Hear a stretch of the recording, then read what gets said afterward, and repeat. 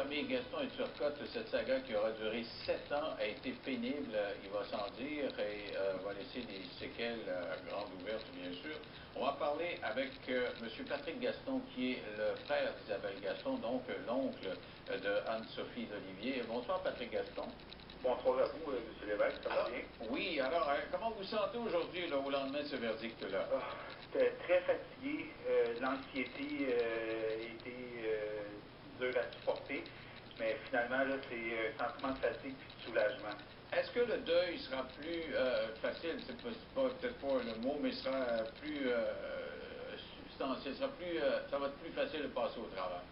Oui, c'est ça, oui, c'est sûr et certain, puis en même temps, je vais faire mon meilleur coup de pas, de vous parler ce soir, c'est d'aller vers l'avant, de tourner une page sur une triste histoire, une tragédie, puis d'aller vers l'avant, de dire ben, que les enfants peuvent finalement reposer en paix, puis justice a été rendue. Vous aviez besoin de ça pour faire votre deuil, parce qu'on s'est parlé à quelques reprises après la première décision. Vous étiez, au-delà d'être fâché, vous étiez pas capable de tourner la page, quelque chose de brisé. Là. Oui, j'ai jamais accepté le premier verdict, puis encore moins sa remise en liberté. Je veux dire, pour moi, c'était une incompréhension, mais je veux vous dire que je me suis senti soutenu par mes amis, ma famille, mes collègues de travail. Je veux dire, les étrangers, ils comprenaient un peu dans mon désarroi, puis ils disaient non, t'as raison, tu sais, de pas l'accepter, puis on soutient, puis je vais vous dire une affaire, d'être compris un peu dans son désarroi, ça fait du bien, tu sais. Fait que là, je vais vous dire une affaire, je suis soulagé. Je suis fatigué, mais je suis soulagé, c'est en arrière de nous, là, qu'on va pouvoir aller de l'avant. Je vois Isabelle à l'écran, elle a déclaré justement à l'issue du procès qu'elle était soulagée, bien évidemment. Pensez-vous qu'elle sera capable de se refaire une vie? Ben, c'est une personne qui a beaucoup de courage, puis c'est une personne qui a choisi la vie, puis je pense que je lui souhaite sincèrement de retrouver une sérénité, puis une paix, puis de pouvoir commencer à faire son deuil, puis de lui re-souhaiter mes condoléances. Je veux dire, t'es pris dans le procès, dans tout ça, t'es comme, tu sais, quand elle a dit hier, sa vie c'est un combat, mais moi j'étais à ses côtés, puis je veux dire, j'étais pas de face comme elle, elle avait perdu ses 2 enfants, tu sais.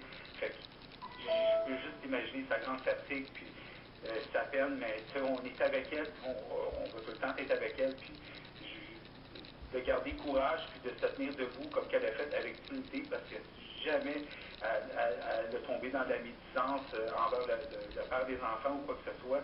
Elle a toujours été véridique, puis sincère dans sa démarche, je veux dire. C'est tout à son honneur, je veux dire, de rester digne dans son épreuve. Fait que non, là-dessus, je pense que sincèrement, oui, je pense que oui, je pense que ça va être long, mais qu'est-ce que tu veux?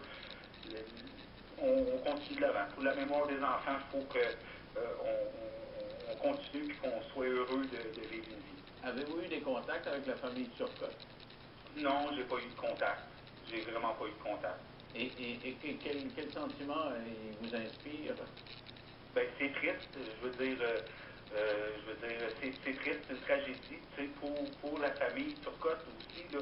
Je veux dire, il faut pas s'en cacher, je veux dire, ils ont vécu ça d'une autre manière, puis je veux dire, moi, je l'ai vécu d'une autre façon, mais je veux dire, la tristesse doit rester pareille, je veux dire, c'est pas, non, c'est un jour triste, c'est triste, c'est une histoire triste, là, je veux dire, il n'y a pas de personnes qui peuvent en sortir grandi de cette expérience-là. Mais au moins, on a l'impression qu'il y a comme un chapitre de conclusion. Merci beaucoup, Patrick Gaston. Ça fait plaisir, puis merci à vous d'avoir pris le temps de me laisser m'exprimer. Au revoir. Au revoir. Bonne soirée. De retour avec moi, Hubert Van Gezeguen, vous avez accompagné des victimes. Comment vous voyez le deuil à venir de cette famille-là? Patrick, il dit on a 2000 livres de moins sur les épaules. Ben, je le comprends très bien parce que, voyez-vous, ça a duré 7 ans. Et il y a toujours eu de l'imprévu, il y a toujours eu de nouvelles choses, c'est-à-dire il n'y avait pas de ce qu'on appellent en anglais de closure. On ne pouvait jamais tourner la page ou enfin dire on fait autre chose. Cette année sur la qui-vive, c'est un petit peu comme maintenant qu'il y a une terminaison ou ce que vous appeliez un chapitre de conclusion, c'est bien dit d'ailleurs, mais ils peuvent tourner la page. Ils n'ont plus non plus cette exposition quotidienne médiatique qui rend tout cela vif à vif. Ils peuvent enfin, et excusez l'expression, ils peuvent enfin rentrer un peu comme le chien dans sa cage et lécher leurs blessures. Et c'est ça le deuil. Et ça dure longtemps? Bien, le deuil, oui, ça dure longtemps. Vous savez, ce n'est pas rien ici. Il y a une différence entre le deuil après avoir perdu, je ne sais pas, avoir une jambe, ou le deuil après avoir perdu 2 enfants, et perdu son statut social, perdu son... Enfin, des choses tellement essentielles et familiales. Oui, ça peut être long. Je ne crois pas qu'il y a une norme là. Ça dépend réellement de la résistance et de la résilience de chacun. C'est différent pour chaque personne. Nous ne pouvons qu'espérer que pour tous ces gens, ces 2 familles, parce qu'il y a 2 familles qui sont dévastées ici, ça se passe. Justement, au retour, on va parler de la famille Turcotte, parce que vous le dites, ça concerne aussi 2 familles dans 3 minutes. Après la fin. Avec moi, Hubert Van Gezeghem, on parle du deuil que doit vivre la famille. On a parlé de la famille Gaston, de la famille Turcotte également. Alors, comment ça se passe du côté des proches de celui qui s'en va en prison? Épouvantable, n'est-ce pas? Ces gens-là sont là-dedans aussi depuis 7 ans déjà. Ils ont perdu 2 petits-enfants qu'ils aimaient sans aucun doute tendrement, mais en plus, ils ont perdu un garçon dans lequel ils ont investi toute leur vie, qui est devenu un très bon étudiant, qui est devenu médecin, qui est devenu cardiologue. Ils ont perdu tout cela. Là, eux autres aussi, il y a quelque part une terminaison maintenant, il y a quelque part quelque chose qui ressemble à une page qui se tourne. Mais quelle dévastation quand même dans leur vie d'avoir vu tout cela disparaître en fumée. Pensez-vous qu'ils sont soulagés? Parce qu'on a, Patrick disait tantôt, on est soulagés, bien sûr, et on comprend, ça nous permettra de faire le deuil des 2 petits-enfants. Est-ce que de leur côté aussi, ce sont des grands-parents et ça s'est terminé pendant 7 ans, mais là, c'est comme terminé pour eux aussi. Pensez-vous qu'il y a aussi un soulagement quand même? Je ne sais pas s'il y a un soulagement. Malgré tout, ces gens ont dû investir dans l'idée, dans l'espoir que leur fils serait de nouveau déclaré, enfin, non responsable, par exemple, de telle sorte que le lien quotidien pouvait quand même reprendre mieux. Maintenant, il est en prison.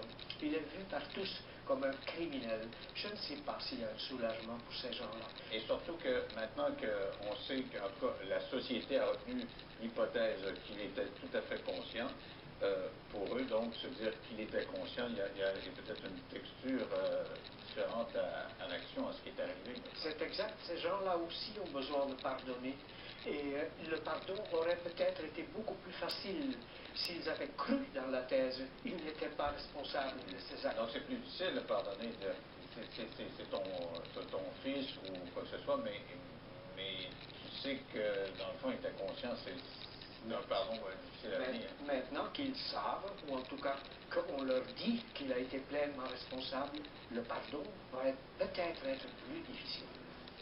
Merci beaucoup, M. Van Gezeghem. C'est toujours intéressant de vous avoir avec nous. C'est aussi une conscience ce soir. On se retrouve demain.